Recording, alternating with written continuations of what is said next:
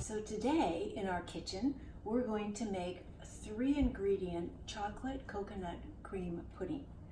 And it's delicious and it has no bad ingredients in it, so it's good for everybody. It's unbelievable that it has good ingredients and it tastes good. So here are our 3 ingredients. The first one, this is Riley, she's my helper today. This is coconut cream. And I usually buy it at Trader Joe's, but you can buy it at Sprouts or lots of places.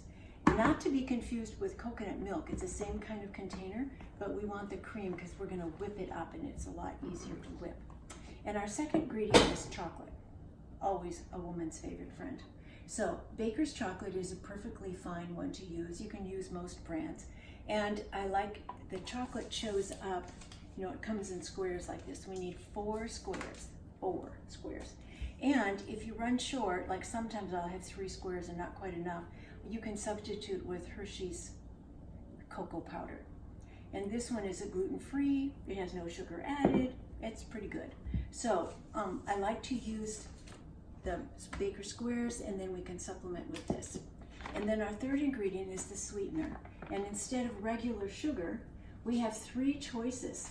So the first one, what do we have here?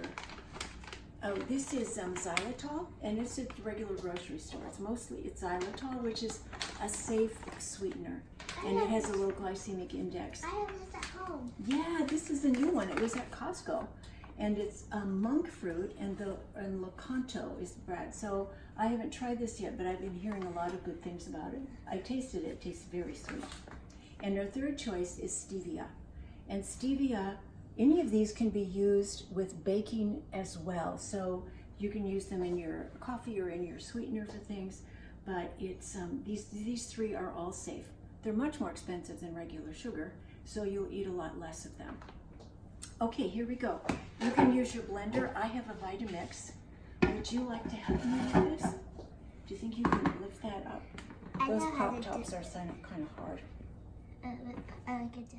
Okay, so now we've got that silly top off, and now you'll see it looks a little bit lumpy here, and we'll start pouring it in.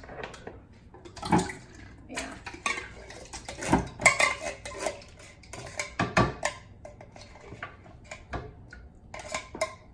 Easy to multiply this. A lot of times I'll use 2 or 3 cans of this if I'm having just for my dessert after a dinner.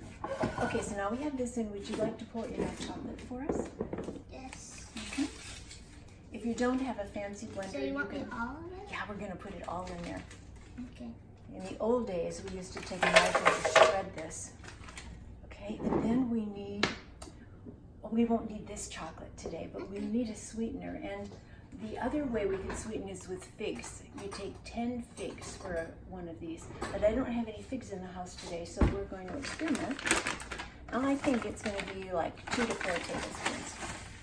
We're going to start out with 2 big ones, and then we'll taste it afterwards to see if we got enough. So, pretty simple. Yep, it'll be noisy. I think that's pretty good, really good. Now, our 3-ingredient dessert is prepared. Now we just have to pour it into dishes.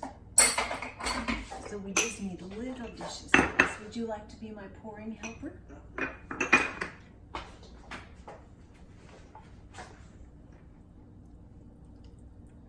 That's a lot too much. That's okay.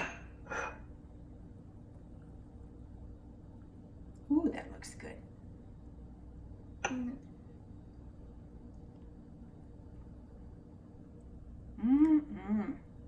I think, we've got another one.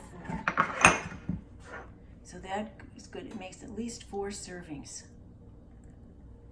I think we can put even more in there. Let's fill them up higher.